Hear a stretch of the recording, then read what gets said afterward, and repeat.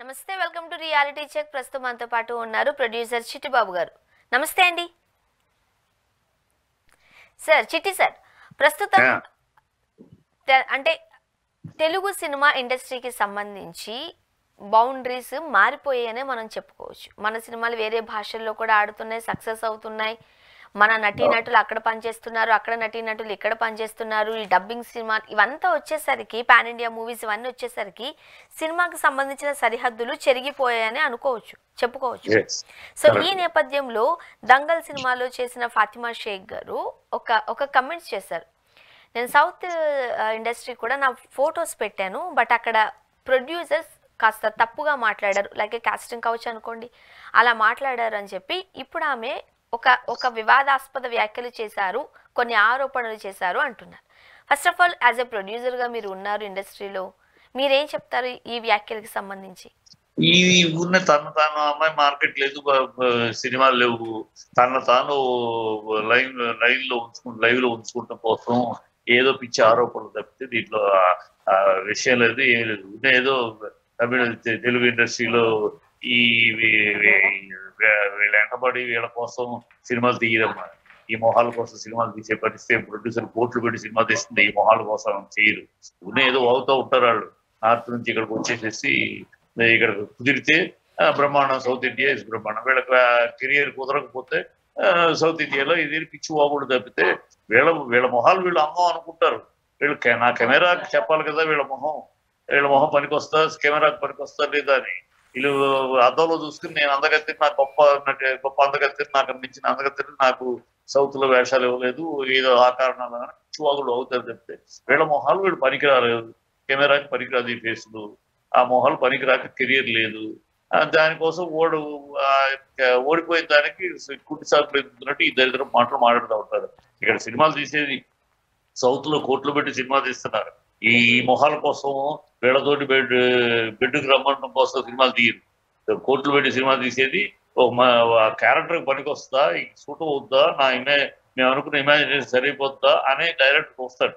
ఈ బెడ్ సుఖం కోసం కోట్లు పెట్టి సినిమా బెడ్ సుఖం కావాలంటే మోడల్స్ గీడల్స్ బ్రహ్మాండ దేశంలో చాలా చోట్ల లైసెన్స్డ్ ఇవే ఉన్నాయి, ఇంతకన్నా గొప్ప పర్సనాలిటీ. ఈ పిచ్చివాగులు వీళ్ళ మొహాల కోసం ఏదో ఇక్కడ ఎండపడతారు, వీళ్ళు వేషాడికి దరిద్ర బాగులు తప్పితే నథింగ్. ఏదో ఫ్యాషన్ అయిపోయింది ప్రతిదీ. 6 ఏళ్ల క్రితం నన్ను గిల్లాడు, 3 ఏళ్ల క్రితం నన్ను ముట్టుకున్నాడు, ఈ పిచ్చి సొల్లు వాగుడు, ఈ గాలి వాగుడు తయారైపోయింది. సార్, ఇప్పుడు సౌత్ ఇండియాకి సంబంధించిన ఇండస్ట్రీ గురించి మాట్లాడారు. అంటే బాలీవుడ్ లో అసలు ఎలాంటి కాస్టింగ్ కౌచ్ లేవా అండి? అక్కడ ఎవరు ఏమి మాట్లాడట్లేదా? అక్కడ కాస్టింగ్ కౌచ్, అక్కడ ఫ్రీక్ అవుట్. అక్కడ ఫ్రీక్ అవుట్ లో ఉండేవాళ్ళు ఇక్కడికి వచ్చి పెద్ద పోజులు కొడతా ఉంటారు. అక్కడ ఫ్రీక్ అవుట్ లైఫ్ నడుపుతూ ఉంటారు వీళ్ళు. ఇక్కడికి వచ్చేసి సౌత్కి వచ్చేసరికి ఏదో పెద్ద సుఖపోస మాటలు మాట్లాడతారు తప్పితే అక్కడ కన్నా ఇక్కడ చాలా ప్రొఫెషనల్ గా చాలా పద్ధతిగా సౌత్ లో సినిమాలు తీస్తారు. అక్కడలాగా కాదు. అక్కడ ప్రొఫెషనల్ కన్నా ఈ అన్ని రకాల దౌర్భాగ్యాలు దుర్మార్గాలు ఉంటాయి. అక్కడ అన్ని రకాలు ఉంటాయి. ఇక్కడ ప్రొఫెషనల్ గా తీస్తారు సినిమాలు. తెలుగు సినిమా, సౌత్ ఇండియన్ సినిమాలు చాలా ప్రొఫెషనల్ గా ఉంటాయి. ఇక్కడ ఉన్న ఈ పిచ్చి వేషాల కోసం సినిమాలు చేయరు. అది అక్కడ అలవాట్లు. ఆ అలవాట్లు ఇక్కడ వాగుతూ ఉంటారు వీళ్ళకి. ఈ వాగుడు పిచ్చి వాగుడు వాళ్ళని పబ్లిసిటీ చేసుకుంటానికి. ఈ అమ్మాయి ఎవరో అయిపోయారు, జనాలు ఎవరితో చేసింది ఎవడో గుర్తులేదు, కెరియర్ లేదు, ఏమి లేదు, అమ్మాయి సినిమాలు లేవు. తాను పబ్లిక్ లో ఉంచుకోవటం కోసం ఇలాంటి ఏదో ఒకటి వాకేసి ఒకటి స్టేట్మెంట్ ఇవ్వటం, దాంతో నలుగురికి మీరు దాని గురించి మాట్లాడతారు. అమ్మాయి పేరు కూడా జనాలకు తెలియదు, ఇప్పుడు మర్చిపోయారు జనాలు. ఇప్పుడు నువ్వు గుర్తు చేస్తున్నావు కదా, అదే అట్లా. అందుకే దీనికోసం వాళ్ళు చేసే పనులు ఇవ్వండి. అంటే సౌత్ ఇండియా పరిశ్రమను చిన్న చూపు చూసేలాగా బాలీవుడ్ సంబంధించిన వాళ్ళు మాట్లాడడం ఎంతవరకు కరెక్ట్ అంటారు మీరు? బాలీవుడ్ ఇవాళ చిన్న చూపు కాదు, సౌత్ ఇండియన్ ఫిలిం చూసి భయపడుతుంది, సిగ్గుపడుతుంది, అవమానపడుతుంది. మనం ఇంత పెద్ద ఫీల్డ్ వాళ్ళు చేస్తున్నట్టు మనం చేయలేకపోతున్నాం. వాళ్ళు నేషనల్ లెవెల్, ఇంటర్నేషనల్ లెవెల్కి బ్రహ్మాండమైన రికార్డులు క్రియేట్ చేస్తున్నారు, మనం ఆ పరిస్థితి చేయలేకపోతున్నాం అని ఏడుస్తున్నారు. మొన్న షారూఖ్ ఖాన్ కూడా అన్నాడు కదా, మీ కొంచెం డాన్స్ స్పీడ్ తగ్గించండియా, మీతో మేము డాన్స్ చేయలేకపోతున్నాం సౌత్ ఇండియన్ ఆర్టిస్ట్ పోటీగా అని కూడా అన్నాడు. అంత దూరానికి వెళ్ళిపోయారు వాడు. అంత దూరానికి సిగ్గుపడుతున్నారు, అవమానపడుతున్నారు, బాధపడుతున్నారు. మనం ఎదుగుదని ఈర్ష్య పడుతున్నారు. వాళ్ళు మనం తక్కువ చూపు చేసేటట్టు, వాళ్ళు తక్కువ చూసే స్థాయికి పోయింది. అది గతం. వాళ్ళు మనం తక్కువ మనం వాళ్ళ మీద జాలిపడే స్థాయిలో ఉన్నారు ఇప్పుడు ఆ ఫీల్డ్. తెలుగు వాళ్ళ మనం చూసి వాళ్ళు అసూయపడే స్థాయిలో ఉన్నాం తెలుగు ఫీల్డ్. తెలుగు అనేది తమిళ సౌత్ ఇండియన్ ఫీల్డ్. వాళ్ళు ఇంకా వాళ్ళ ఆ గాలి పద్ధతులు, గాలి సినిమాలు, ఏదో కథా కాకరకాయ లేకుండా ఏదో సినిమాలు, సాంగ్లు ఇది పెట్టి ఇంకా ఆ లైన్లో ఉన్నారు. మనలాగా వెరైటీగా, వేరియేషన్ గా కాన్సెప్ట్ కాంటెంట్ తో తీసే స్థాయికి ఇంకా అక్కడ మేధాశక్తి అక్కడ లేదు కనుక వాళ్ళు సిగ్గుపడుతున్నారు, జీర్ణించుకోలేకపోతున్నారు, అసూయ పడుతున్నారు. ఇంకా మన వాళ్ళ చెందుతుంది డాక్టర్. అంటే ఆ జలసీతోనే కావాలనే మాట్లాడారని అనుకోవచ్చా? అంతే అంతే. జలసీ, అసూయ, ఆ ద్వేషం, ఆ అక్కస్తోటి మాట్లాడే మాటలు ఇవన్నీ. అందులో ఈ అమ్మాయి ఎవరు? ఈ అమ్మాయిన పెద్ద స్టారా? అక్కడ స్టారా, ఇక్కడ స్టారా? ఏమీ కాదు. ఏదో అడ్రస్ ఎత్తుక్కుంటుంది అడ్రస్ కోసమని. అడ్రస్ దొరకలేదు, సరైన అడ్రస్. స్టార్ అడ్రస్ కోసం పాప వచ్చింది, స్టార్ అడ్రస్ దొరకలేదు కనుక ఇలాగైనా ఒక టాక్ ఆఫ్ ది టౌన్ అవుదామని ఈ తాపత్రయం, అంతకన్నా ఏం లేదు. ఈ మొహాల కోసం సినిమాలు తీయరు. మరొకటి మనం చూడొచ్చు, బాలీవుడ్ లో ఉదిత్ నారాయణ గారి ముద్దు సీన్ ప్రస్తుతం సోషల్ మీడియాలో చాలా వైరల్ అయిపోతుంది. ఆయన అలాంటి ఉద్దేశంతో నేను అది చేయలేదు, ఒక అభిమానిగా మాత్రమే నేను అట్లా రియాక్ట్ అయ్యాను, తప్పైతే సారీ అని కూడా చెప్పారు. మీరేమంటారు? ఈ విషయాన్ని కావాలనే చేశారంటారా, ఇంటెన్షనల్ గా చేశారనుకోవచ్చా? చేసినా కూడా ఇంకా మనం కావాలని చేశారని అడగటం కూడా కరెక్ట్ కాదు. అదని చెప్పేశాడు, నేను ఇంటెన్షనల్ గా చేయలేదు, ఒక అభిమానిగా చేసుకుని ముందు పెట్టాను, అది తప్పు అనుకుంటే సారీ అని కూడా చెప్పేశాడు. ఇక దాని గురించి ఇంకా మనం దాన్ని కిలికి, వాడు సారీ చెప్పినా కూడా, నేను ఇంటెన్షనల్ చేయలేదని చెప్పినా కూడా మనం దాన్ని కిలికి, మనం దానికి ఏదో చెవులు ముక్కులు జోడించి చేయటం అనవసరం. అదని ఒకరికి చెప్పేశాడు, నేను ఇంటెన్షన్ కాదు, ఒక అభిమానిగా చేశాను, సారీ, తప్పు అనుకుంటే కూడా సారీ అని కూడా చెప్పేశాడు కదా. ఇక దేర్ ఇట్స్ మ్యాటర్. కానీ ఉదిత్ నారాయణ గారు ఆ మాట చెప్పినప్పటికీ కూడా సోషల్ మీడియాలో ఆయనకి సంబంధించి చాలా ఆరోపణలు చేస్తున్నారు, చాలా కమెంట్స్ చేస్తున్నారు, ఇది మీకు సరైంది కాదు అంటున్నారు. గతంలో కూడా ఉదిత్ గారి పైన అంటే ఇటువంటి కమెంట్ చేసే వాళ్ళకి లేవు అంటున్నారు. ఆ కమెంట్ చేసే వాళ్ళకి బుద్ధి జ్ఞానం ఉండాలి. ఒక మనిషి ఒకరి గురించి అడిగినప్పుడు తను చెప్పేసి ఇది ఇంట్రెస్ట్ చేయలేదు, ఇది చేయలేదు, సారీ అని చెప్పిన తర్వాత ఇంకా ట్రోల్ చేస్తారంటే బుద్ధి జ్ఞానం లేని సన్నాసం చేసే పనులు. బుద్ధి జ్ఞానం ఉన్నవాడు ఎవడు కూడా ఒక మనిషి దాని గురించి చెప్పినాక ఎక్స్ప్లెనేషన్ ఇచ్చి సమాధానం చెప్పిన తర్వాత ఇంకా మాట్లాడుతున్నా బుద్ధిహీనుడు వాడు ఏదో పని పాట లేకుండా ఏదో ట్రోల్ చేసి ఏదో సునకానందం పొందే బాబా తప్పితే అలా చేస్తూ ఉంటారు. సోషల్ మీడియాలో చాలా ఇలాంటి సునకానందం పొందే దౌర్భాగ్యులు ఉంటారు. అయ్యింది, అడిగే ముందు వచ్చింది, ఓకే చెప్పేశాడు, నేను ఇంటెన్షన్ కాదు, ఒక అభిమానంతో చేశాను, ఐఎమ్ సారీ, అది తప్పని ఉంటే సారీ అని కూడా చెప్పేసాడు. ఇంకా కెలగటం అనేది బుద్ధిహీనులైన వ్యక్తులు, వాళ్ళకి అదే పని పాట ఉండదు, ఏదో ట్రోల్ చేయటం, ఆ సునకానందం పొందటం, ఆ దౌర్భాగ్య పోవడం. వాళ్ళ గురించి మనం పెద్దగా వాళ్ళకి సమాధానాలు చెప్పడము, వాళ్ళ గురించి మాట్లాడటం కూడా టైం. దీనికి అనుబంధంగానే చిన్మయి గారు కూడా ఒక ట్వీట్ చేయడం జరిగింది. ఇప్పుడు ఉదిత్ గారి గురించి ఇంతగా మాట్లాడుతున్న సోషల్ మీడియా, ఇన్ని కమెంట్స్ చేస్తున్న సోషల్ మీడియా, ఆ రోజు నేను వైరాముత్తు గారు, కార్తిక్ గారు, సమ్ ఇంకెక్స్ పర్సన్ పేర్లు తీసి మరి నేను ప్రూఫ్స్ ఉన్నాయని చెప్పినప్పుడు బ్యాన్ చేశారు. దానికి సంబంధించి ఎవరు మాట్లాడలేదు. ఇది ద్వంద్వ వైఖరి కూడా కాదు, అంతకు మించి అంటూ ఒక ట్వీట్ చేశారు. మరి చిన్మయి గారి ట్వీట్ ని ఎట్లా చూస్తారు మీరు?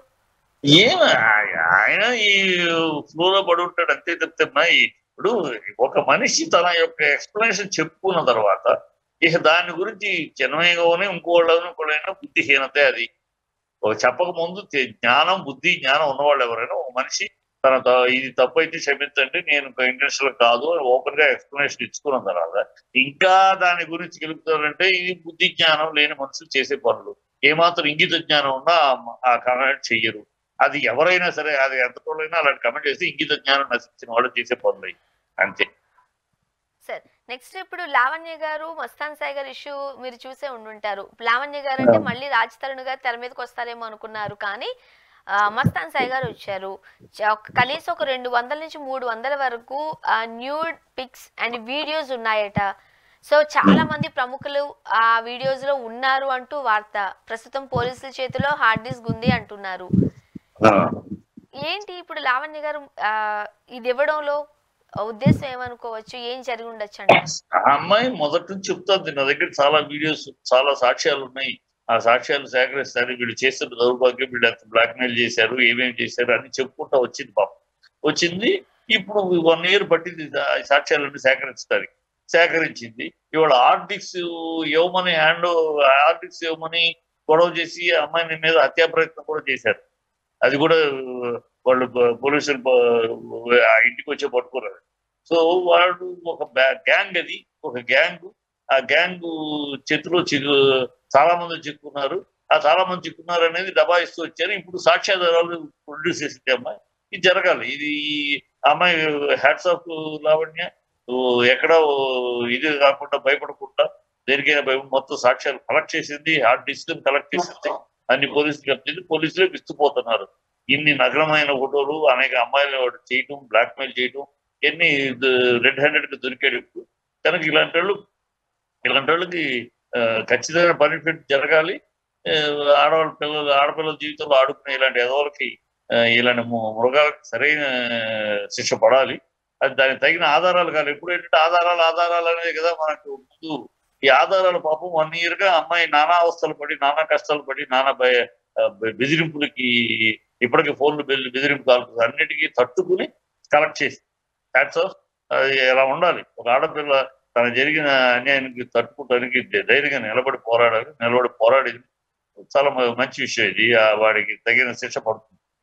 ఇంటికి వెళ్ళి మరి కూడా లావణ్య గారి ఇంటి మీదకి వెళ్ళి కూడా మస్తాన్ సాయి గారు దాడి చేశారట. కాకపోతే మొన్నటి వరకు వీళ్ళిద్దరి మధ్య మంచి అనుబంధం ఉండింది. ఇప్పుడు ఎందుకు లావణ్య గారు ఇలా ప్రవర్తిస్తున్నారు అనేది కూడా కొంతమంది ప్రశ్న. అంటే వీళ్ళిద్దరికి మధ్య ఏం చెడింది అన్నట్టుగా. విషయం తెలియనివాడు మాట్లాడాలి ఈ మాట. విషయం తెలియదు. అమ్మాయి వాళ్ళిద్దరి మధ్య బంధం ఏం లేదు. మొదటి నుంచి బిగినింగ్ లో, ఇప్పుడేం బిగినింగ్ లో ఆ స్నేహం కలవబట్టే కదా అసలు వాడు అడ్వాంటేజ్ తీసుకోగలిగాడు. స్నేహం ఒక మామూలు ఫ్రెండ్లీ కలుస్తా ఉన్నారు. దాన్ని వాడు అడ్వాంటేజ్ తీసుకుని దాన్ని వేరే రకంగా ఉపయోగించాలని ప్రయత్నిస్తుంతో వచ్చింది. ఇవాళ సడన్ గా ఏమి తేడా రాలేదు. ఇవాళ సడన్ గా వస్తే ఇవాళ ఏం జరిగిందని మనం అడగాలి కనిపిస్తుంది. అది చెడిపోయి చాలా సంవత్సరాల పైన అయిపోయింది కదా, చెడబట్టే కదా. వాడు ఫ్రెండ్షిప్ లో, స్నేహంలో వాడు ద్రోహం తలపెట్టి ఇలాంటి తప్పుడు కార్యక్రమాలు చేస్తున్నాడు అనేది పసిగట్టే కదా ఈ అమ్మాయి గొడవ పడింది. రాజతరుణ్ వీళ్ళిద్దరి మీద గొడవ కూడా వాడే కారణం. ఇవన్నీ చూపించి బ్లాక్మెయిల్ చేస్తున్నాడు. ఇవన్నీ బయట ఆ రోజు చెప్పింది అమ్మాయి. అప్పటి నుంచి తేడాలు ఉన్నాయి. ఇవాళ దానికి సాక్ష్యాలు పట్టుకొచ్చింది. ఇక వాడు తప్పించుకోవడానికి వీలు లేకుండా. ఇన్నాళ్ళు సాక్ష్యాలు లేవు. అమ్మాయి అంటుంది ఆరోపణకు అబద్ధాలని వాడు కౌంటరు, అవన్నీ ఒట్టి కథలు అని చెప్తా వచ్చాడు. ఇవాళ ఆధారాలు దొరికి ఇప్పుడేం మాట్లాడతాడు? కనుక ఇవన్నీ పాపం పండగ మానదు. ఇప్పుడు వాడి మస్తాన్ పండగ వాడు ఇంకోడు అజిత్ కూడా వాడితో పాటు ఉన్నాడు. వాడి మీద కూడా బయలు చేశారు. వీడి అమ్మాయిని బెదిరించిన వాళ్ళలో వీడి ఫ్రెండ్ అజిత్ ఎవడు ఉన్నాడు. ఒకడు ఖచ్చితంగా పాపం పండింది. వీళ్ళ శిక్ష అనుభవించి తప్పదు. ఇప్పుడు ఆ వీడియోస్ లో చాలా మంది ప్రముఖులు ఉన్నారు అంటున్నారు. వాళ్ళు డ్రగ్స్ తీసుకున్న మూమెంట్ లో వాళ్ళకి తెలియకుండానే ఈ వీడియోస్ అన్ని చిత్రీకరించారు అంటున్నారు. అవును, అది ఆధారాలు ఉన్నాయి కదా. ఆధారాలు అంటున్నారు కాదు, వాస్తవాలు కదా. ఇచ్చింది, సబ్మిట్ చేసింది, పోలీసులు కూడా చెప్పారు కదా ఆ వీడియోలో. అన్ని చాలా నగ్న దృశ్యాలు సీక్రెట్ కెమెరాతో తీసిన ఇవన్నీ ఉన్నాయని చెప్పి పోలీసులు కూడా ధృవీకరించారు కదా. కనుక వాడు వ్యాపారమే అదేలాగా అనిపిస్తుంది. ఇప్పుడు వాడు ఈ అమ్మాయిలు తీసి ఫోటోలు సీక్రెట్ కెమెరాలతో తీసి ఫ్రెండ్షిప్ చేయటం, అమ్మాయిలతోటి వాళ్ళతోటి ఫ్రెండ్షిప్ తోటి ఇలా గెస్ట్ హౌస్ లోనో పార్టీలోనో ఫోటోలు తీయటం, తద్వారా బ్లాక్మెయిల్ చేయటం, డబ్బులు వసూలు చేయటం, ఇది వాడి జీవన విధానం అనేది ఇప్పుడు బయటపడింది. అమ్మాయి చెప్తానే ఉంది మొదటి నుంచి, వీళ్ళు ఇలాంటి వాళ్ళు ఇలాగ ట్రాప్ లో పడేస్తారు, నాకు తెలియక ఏదో స్నేహంలో కలిసి తెలియపడ్డాం, ఇలా చాలా మంది వీళ్ళ ట్రాప్ లో ఉన్నారు అప్పుడు చెప్తాను. ఇప్పుడు అన్నిటికీ ఆధారాలు ఇచ్చింది. సో ఇది ఒక దౌర్భాగ్యపు గ్యాంగ్. ఈ గ్యాంగ్ అమ్మాయిల్ని ట్రాప్ చేయటం, వాళ్ళకి అది ఏదో వేషాలు ఇంకోటో ఏదో వాళ్ళ కోరికల జీవితంలో ఏ కోరికలతో ఉంటారో వాళ్ళని ఆశ చూపించి వాళ్ళు పాప అయ్యో మనకేదో చేస్తాడు, మనకేదో మన కెరీర్ గా ఉపయోగపడతారని కొంచెం చదువుకు దగ్గరగా, అంటే చదువు అంటే ఫ్రెండ్లీగా ఉంటారు. దాన్ని వాడు అడ్వాంటేజ్ తీసుకుని ఇలాంటి సీక్రెట్ కెమెరాలో తీయటం, దౌర్భాగ్యం వస్తున్నారు. ఇలాంటి వాళ్ళకి ఉరి యాక్చువల్గా అయితే ఉరి తీయాలి, కానీ చట్టం ఉరికి ఇలాంటి వాటికి ఉరి శిక్ష అయ్యేటట్టు కఠిన కారాగార శిక్షణ పడాలి వీళ్ళకి. అప్పుడు కానీ ఇతరులు మరొకళ్ళు ఇలాంటి తప్పుడు పనులు చేయడానికి ఎంకరేజ్ అవ్వకుండా ఉంటారు. సార్ చిట్టి సార్, ముఖ్యంగా ఇండస్ట్రీలో కొంతమంది వాళ్ళ మనసులో ఏది ఉంటుంది చాలా బోల్డ్గా మాట్లాడుతూ ఉంటారు. అంటే మన మన మన వ్యక్తిత్వమో లేకపోతే మన ఆలోచన ధోరణి ఒకటి అయినప్పటికీ బయటకు వచ్చేసరికి అన్ని బయట పెట్టరు, కాస్త మాస్క్ వేసుకుని మాట్లాడుతూ ఉంటారు. బట్ అనసూయ గారు ఎప్పుడూ కూడా అన్ఫిల్టర్డ్గా మాట్లాడుతూ ఉంటారు. తనకి ఏది అనిపిస్తుందో అదే చెబుతూ ఉంటారు. తర్వాత వచ్చే కామెంట్స్ విషయం ఏంటి, తర్వాత జరిగే పరిణామాల గురించి ఏంటి అనేది తను ఆలోచించరు. మొన్న రీసెంట్గా ఇచ్చిన ఇంటర్వ్యూలో కూడా ఒక 20-25 ఇయర్స్ పిల్లలు ఈ మధ్య 30-35 ఇయర్స్ ఏజ్ గల మహిళలను ఇష్టపడుతున్నారు, రిలేషన్ పెట్టుకోవడానికి అంటే ఇంట్రెస్ట్ చూపిస్తున్నారని అడిగినప్పుడు అందులో తప్పేంటి అన్నట్టుగా మాట్లాడినట్టు మనం చూస్తూ ఉన్నాం. మీరేం చెప్తారు ఈ బోల్డ్ కామెంట్స్ గురించి? ఆ అమ్మాయి లైఫ్ స్టైల్, ఆ అమ్మాయికి ఆ లైఫ్ నచ్చుద్ది, దానికి ఇంకా ఎవరేమనుకో. ఆ అమ్మాయికి అలాంటి లైఫ్ ఇష్టం అనుకుందాం, ఆ అమ్మాయి లైఫ్ ఇష్టం కూడా తప్పే ఉందాం. అలాంటి లైఫ్ ఇష్టం లేని వాళ్ళు అదేంటది ఇలాగ ఇది కరెక్ట్ కాదు కదా అని అంటారు. ఆ అమ్మాయికి అనసూయకి అలాంటి లైఫ్ ఇష్టమేమో, మనం కాదంటానికి నువ్వెవరు నేను ఇష్టమేమో, అందుకనే అది తప్పే ఉందని అడిగింది. అమ్మాయి లాజిక్ ఇది, అమ్మాయికి అలాంటి ఆ టైప్ లైఫ్ తప్పు లేదు, మంచిది, సో దాంట్లో తప్పే ఉంది అని ఉండొచ్చు. సో అందువల్ల ఆవిడకి ఆ లైఫ్ స్టైల్ నచ్చే మనిషి అయ్యి ఉండొచ్చు, అందుకని దాన్ని సమర్థిస్తూ మాట్లాడింది. అంటే ఇండస్ట్రీలో బాహటంగా కొన్ని మాటలు మాట్లాడితే కాస్త ఇబ్బందికరమైన పరిస్థితులను ఎదుర్కోవాల్సి వస్తుంది అంటారు కదా సార్? ఆ అమ్మాయి అన్నిటికీ రెడీనే కదా, ఎప్పుడు చాలా ఎదుర్కొంది, చాలా బోల్డ్ గానే మాట్లాడితే, బోల్డ్ గానే ఇద్దరు బిడ్డలు తల్లి కూడా సెమీ డ్రెస్సులు వేసుకుంటూ కూడా అవి కమెంట్ చేస్తారు. ఇద్దరు బిడ్డల తల్లి కూడా ఆడపై డ్రెస్ రేట్ అని కమెంట్ కూడా వచ్చి అన్నింటినీ she ready to face it, అంతే, నా డ్రెస్ నా ఇష్టం అని మాట్లాడుతుంది. కనుక అమ్మాయి అన్నింటికీ ప్రిపేర్ ఏదో పెద్ద జంకే మనిషి కాదు కదా, బోల్డ్గా మాట్లాడుతుంది. అదే పద్ధతిలో ఇది కూడా బోల్డ్గా మాట్లాడింది అంతే. ఇప్పుడు అనసూయ గారి మాటల తర్వాత నిజంగానే అంటే ఈ పిల్లలు 20-25 ఇయర్స్ ఉన్న అబ్బాయిలు నిజంగానే మహిళలని ఆ ఏజ్ గ్రూప్ వాళ్ళని అంటే ఇంట్రెస్ట్ చూపిస్తున్నారా? ఇది పెద్ద చర్చకు దారి.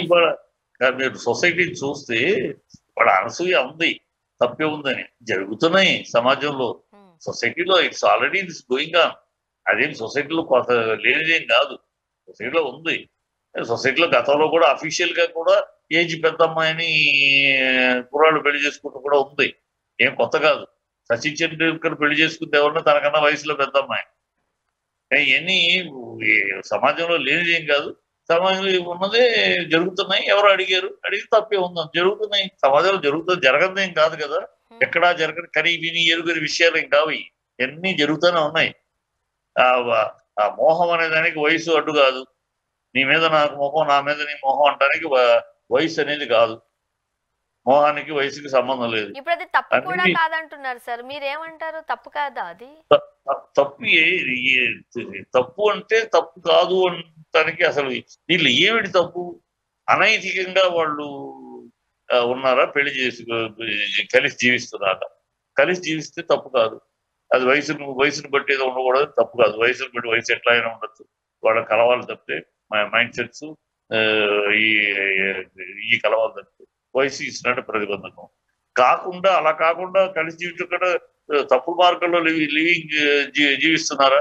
మరొకటి తనకన్నా వయసులో పెద్ద మరొకటి భార్యతోటి వీడు ఇలాంటివి ఏంటో తప్పు. ఈ నైతికత వాళ్ళిద్దరూ వయసు తేడా అనే పాయింట్ కాకుండా ఇద్దరు సవ్యంగా ఉన్నారనుకో, సవ్యంగా జీవిస్తున్నారు అనుకో, తప్పే ఉంది, తప్పేం లేదు.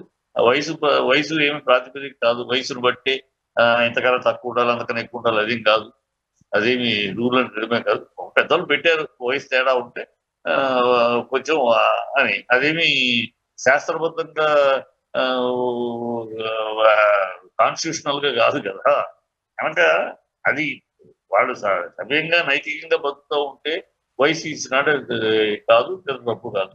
అనైతికంగా బతుకుతున్నారు అంటే అప్పుడు వయసే కాదు, మామూలుగా అయినా తప్పే.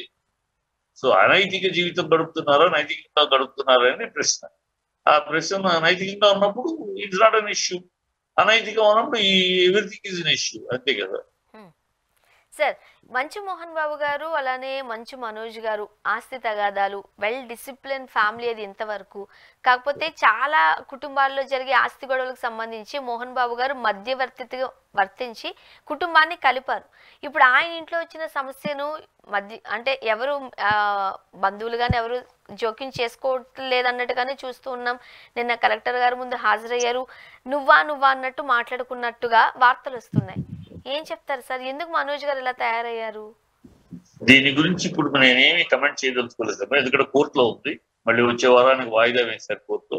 ఈ కోర్టులో ఉండగా ఈ విషయాన్ని గురించి చర్చించడం కానీ మాట్లాడటం కానీ మీడియా తోటి షేర్ చేసుకుంటాం కానీ వద్దు అని ఒక నిర్ణయం తీసుకున్నాం. మోహన్ బాబు గారిని నాకు చెప్తాం కూడా జరిగింది, తమ్ముడు మనం మాట్లాడద్దని. కనుక దాని మీద చర్చించడం అవసరం. అది కోర్టులో ఉంది. నెక్స్ట్ వారం మళ్ళీ నన్ను అయిపోలేదు, మళ్ళీ వచ్చే వారానికి వాయిదా వేశారు. సో మళ్ళీ వచ్చే వారం కూడా రావాలి అని చెప్పారు. సో అది కోర్టులో ఉంది. కోర్టు తెలుస్తుంది కదా ఎవరి పక్క న్యాయం ఉందనేది. ఇక్కడ నాకు సంబంధించిన వరకు మనం మాట్లాడితే ఇది ఒక అనవసరంగా రగులుతున్న ఒక సమస్య. ఇది సామరస్యంగా అయిపోతుంది అని నేను ఎదురు చూస్తున్నా, కోరుకుంటున్నాను. ఎందుకంటే మోహన్ బాబు ఈ వయసులో ఇలాంటి మానసికంగా ఇలాంటి టార్చర్ ఇబ్బంది రాకూడదు మోహన్ బాబు. అది నేను యాజ్ స్నేహితుడిగా మోహన్ బాబుకి చాలా ముఖ్యుడిగా నేను కోరుకుంటుంది. ఆయనకి తొందరలో ఈ హెడేక్ నుంచి ఆయన బయట వెళ్ళిపోవాలి, హ్యాపీగా మళ్ళీ ప్రశాంతం కావాలి. ఈ ఏజ్ లో అతనికి ఉండకూడదు సార్. నెక్స్ట్, మొన్నటి వరకు దిల్ రాజు గారికి సంబంధించిన మన ఐటీ ఇష్యూస్ చూసాం సార్. ఓకే, గేమ్ చేంజర్ దాంట్లో ఇన్ని కోట్లు వచ్చాయని ఆయన ఫస్ట్ ఒక పోస్టర్ విడుదల చేశారు. దానికి సంబంధించిన ఐటీ రిటర్న్స్ గురించి అంటూ తనిఖీలు జరిగాయి. ఇప్పుడు మళ్ళీ అసలు ఏం జరిగిందో కూడా తెలియదు, ఊసే లేదు. ఏం జరిగిందంటారు? ఏమి జరిగిందమ్మా? ఇన్కమ్ ట్యాక్స్ ఎప్పుడు ఇమీడియట్ గా పెద్ద ఎత్తున చేశారు. ఈ ఒక రోజుగా 55 చోట్ల ఒకేసారి రైడ్ చేశారు. అందుకే ఇది ఇవాళ సడన్ గా గేమ్ చేంజర్ బట్టి వచ్చింది అనుకుంటే పొరపాటు. వాళ్ళు ఎప్పుడు ఇన్కమ్ ట్యాక్స్ ఇంత పెద్ద ఎత్తున చేస్తున్నారంటే ఒక 1 year గా వాళ్ళు స్టడీ చేస్తూ ఉంటారు. వీళ్ళ లావాదేవీలు ఏంటి, పోయిన సంవత్సరం 2 సినిమాలు రిలీజ్ అయినాయి, ఇప్పుడు వరుసగా ఎన్ని సినిమాలు చేస్తున్నాడు, ఏంటి లావాదేవీలు ఏంటి, ఎన్ని కోట్ల టర్న్ ఓవర్ ఎక్కడ పడితే ఇంతగా జిఎస్టీ వస్తుందా, జిఎస్టీ కడుతున్నారా, ట్యాక్స్ ఎంతవరకు పడుతున్నారా, ఇవన్నీ కూడా 1 year గా వాళ్ళు అన్ని లింకుల్ని వీళ్ళు ఎవరికి ఇస్తున్నారు, ఎవరి దగ్గర తీసుకుంటున్నారు, ఏంటి అన్ని స్టడీ చేసి అందరి మీద నిఘా పెట్టి కనుక మొత్తం ఒక డీటెయిల్డ్ రిపోర్ట్ వర్కౌట్ చేసుకునే అటాక్ ఇస్తారు. అందుకని 55 చోట్ల ఒకే టైంలో అటాక్ ఇచ్చారు. సో అన్ని వస్తాయి. సో అనేక విషయాలు ఉంటాయి. వాళ్ళు అన్నిటి మీద ఒక లిస్ట్ ఇస్తారు. ఇన్కమ్ ట్యాక్స్ అంతా రెడీ చేసి అన్ని 55 చోట్ల వచ్చినట్లు అన్నింటి క్రోడీకరించి దానిలోంచి ఒక ప్రశ్నలు దీనికి ఏంటి ఇంతే కట్టారు, ఇక్కడ ఉంది, మరి ఇంత కట్టాల్సి ఉందిగా, ఇంత ఎందుకు కట్టారు, లేదు ఇంత కట్టారని ఇక్కడేముంది కానీ అక్కడేమో అంత కట్టినట్టు ఉంది, ఈ డిఫరెన్స్ ఏంటి, ఇవన్నీ రకరకాల క్వశ్చన్లు ఉంటాయి. ఆ క్వశ్చన్లకి వీళ్ళు సమాధానం చెప్పాలి. సమాధానాలు కరెక్ట్ గా ఉంటే ఆ క్వశ్చన్ ఎరేజ్ అయిపోద్ది. కాకపోతే అది పెనాల్టీనో ఫైనో వేస్తారు. వీళ్ళకంతా ఆడిటర్స్ ఉంటారు. ఈ ఆడిటర్స్ ఇప్పుడు ఈ ఇన్కమ్ ట్యాక్స్ వాళ్ళు ఇచ్చే ప్రశ్న అన్నిటికీ వాళ్ళు క్వశ్చన్స్ క్వైరీస్ కనుక వాళ్ళు ఆడిటర్ ఉంటారు. ఆడిటర్లు కూర్చుని ఆడిటర్లు చాలా మేధావులు. ఆడిటర్లు లేకుండా ఇంత బిజినెస్ ఆడిటర్ల సలహాలు ఆడిటర్ల సూచనలు లేకుండా ఇంత బిజినెస్ ఎవరు చేయడు. కనుక జిల్లా చుట్టుకుంటూ మహత్తరమైన లాయర్ అడ్వకేట్ వీళ్ళు ఉంటారు, చార్టర్డ్ అకౌంటెంట్స్ ఉంటారు, ఆడిటర్స్. వాళ్ళు ఖచ్చితంగా దాన్ని ఎట్లా చేయాలి, ఏం చేయాలి అన్ని చేస్తారు. టైం పడుతుంది. ఇమీడియట్ గా ఇదేది ఇది కాదు కదా, పెట్టగానే రావడానికి కాదు. అన్ని స్టడీ చేసి ఇక్కడ ఒక ప్రశ్న ఉత్పన్నమవుతుంది. గేమ్ చేంజర్ అనేది ఒక మిక్స్డ్ టాక్. చాలా మంది అది డిజాస్టర్ అనే అంటున్నారు. పేరు ఇది వచ్చినప్పుడు ఇన్ని కోట్లు వచ్చాయని చెప్పి మనం ట్విట్టర్ వేదికగా ఆ పోస్టర్ రిలీజ్ చేసేసరికి నిజంగానే వచ్చాయా, లేకపోతే పేరు కోసమో గొప్ప కోసమో ఒక నంబర్ గ్యారెంటీ జరిగిందా? సగం పేరు కోసం, సగం గొప్ప కోసం. ఎందుకంటే 85 కోట్లు వచ్చినాయి ఫస్ట్ డే, 185 కోట్లు వచ్చినాయి ఫస్ట్ డే. అంటే 185 కోట్లు ఏమొచ్చినాయి? గ్రాస్ 185 కోట్లు వచ్చినాయి అంటే ఈ 1/3 ఈజ్ ది నెట్ అంటే 70 కోట్లు ఎంతో. సో వీళ్ళు పబ్లిసిటీ 180 కోట్లు అనేసారు. 180 కోట్లు GST కట్టారా? 180 కోట్లు ట్యాక్స్ కడతారా? కట్టరు. అకౌంట్స్ చూపించేటప్పుడు ఇది కలెక్షన్ 60-70 కోట్లే. నెట్టే మనకి. వీళ్ళు ఏం చేస్తున్నారంటే జనాలకు తెలియదు కనుక, నెట్ ఏంటి గ్రాస్ ఏంటి తెలియదు కనుక గ్రాస్ అమౌంట్ ఇంత కలెక్షన్ చూపించేస్తారు. ఏదో ప్రజలను ఎంకరేజ్ చేయడం, అమ్మో ఇంత కలెక్ట్ చేస్తా, ఆ సినిమా మనం చూడాలి అని ఒక తాపత్రయం. పబ్లిసిటీ బిజినెస్ పబ్లిసిటీ కోసం చేసుకునే ఇదే తప్పి దాని నిజాలు ఉండవు. అందరికి తెలిసిన విషయమే. ఇన్కమ్ ట్యాక్స్ కూడా తెలుసు. కాకపోతే ఇన్కమ్ అడుగుతారు, చెప్తారు. అయ్యా మాకు వచ్చింది ఇది, మేము జనాల్ని సినిమా థియేటర్ రప్పించుకోవటం కోసం మా తాపత్రయం అయ్యి గ్రాస్ వచ్చింది చెప్తాం. వాళ్ళకి గ్రాసు నెట్ ప్రజలకు అవసరం లేదు కదా, మీకు నాకు కదా గ్రాస్ నెట్ అని చెప్పుకుంటారు. అవి పెద్ద ఇష్యూలు అవ్వమ్మా. అసలు ట్రాన్సాక్షన్స్ ఇందులో ఎంత మనీ లాండరింగ్ ఏమైనా జరిగిందా, GST ఎంత కట్టారా, ఈ ప్రాఫిట్ ఏంటి, లాస్ ఏంటి, ప్రాఫిట్ లో వచ్చిన దాంట్లో ఎంత ట్యాక్స్ కట్టారు, ఇవన్నీ చూస్తారు. ఇవన్నీ క్రోడీకరించినాక వాళ్ళు క్వశ్చన్స్ క్వైరీలు ఇచ్చినాక, వీళ్ళు క్లారిటీ ఇచ్చినాక సమస్య ఉంది. కావాలంటే పెనాల్టీ వేస్తారు, ఫైన్ వేస్తారు. దీనే ఏమైపోయిందంట, ఇన్కమ్ ట్యాక్స్ రైడ్ అనేది పెద్ద సమస్య కాదు. ఎందుకంటే గతంలో ఇన్కమ్ ట్యాక్స్ రైడ్ జరిగిందంటే అమ్మో ప్రభుత్వాన్ని మోసం చేసి ఎన్నాళ్ళు ఎగ్గొట్టున్నాడు, పిరికాడు తిరుగుతుందా అనుకునేవారు. అంటే సమాజం అలా చూసేది. ఇన్కమ్ ట్యాక్స్ పట్టు రైడ్ అయితే అతను ఒక దొంగలాగానో ఒక దోషిలాగా చూసే సమాజం. ఇవాళ మారిపోయింది సమాజం. ఇన్కమ్ ట్యాక్స్ నిన్నటిదా మనతో తిరిగేవాడు, ఎంత ఇన్కమ్ ట్యాక్స్ రైడ్ చేసే లెవెల్ సంపాదించేసాడు. గ్రేట్ అంటే ఇన్కమ్ ట్యాక్స్ రైడ్ అయితే గ్రేట్ అవుతారు. చాలా సమాజం చాలా గొప్పగా చూస్తారు. దోషిగా కాకుండా ఇన్కమ్ ట్యాక్స్ రైడ్ చేయడం గొప్పగా చూస్తారు.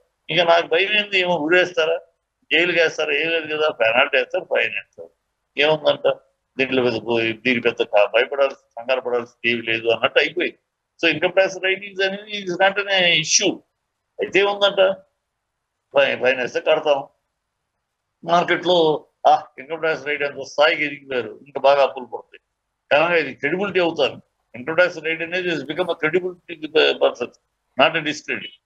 కనుక పెద్ద పట్టింపు లేని పరిస్థితి అయిపోయింది. థ్యాంక్ యూ సో మచ్ అండి, మీ అభిప్రాయాలు మాతో పంచుకున్నారు చిట్టి sir. Thank you so much. ఇది వాళ్ళ రియాలిటీ చెక్. Stay tune.